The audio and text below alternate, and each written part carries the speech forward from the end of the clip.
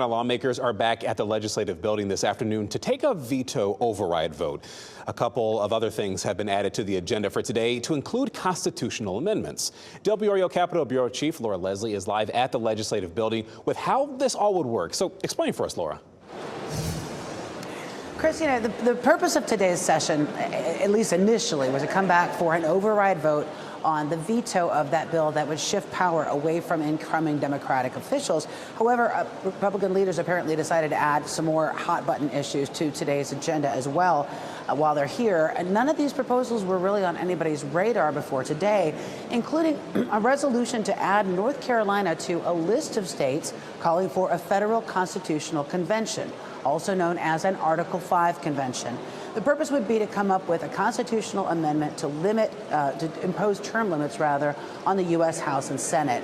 That would require 34 states to make a similar call, and more than 24 have already passed some version of this.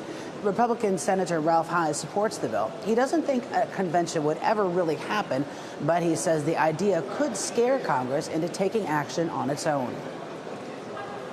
When it really comes to things like limiting Congress itself, that most people agree with and is very popular, you can't wait on Congress to regulate itself. It'll never happen. Given the results of the election in November at the national level, I'm concerned about all sorts of ways that our democracy and traditional democratic principles and institutions might be undermined by such a convention.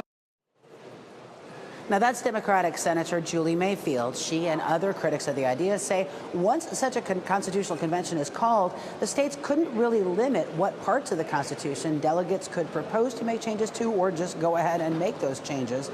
The Senate will also take up a constitutional amendment this afternoon to cap the state's income tax rate at no higher than 5%, and another that would add voter ID for absentee ballots to the state constitution.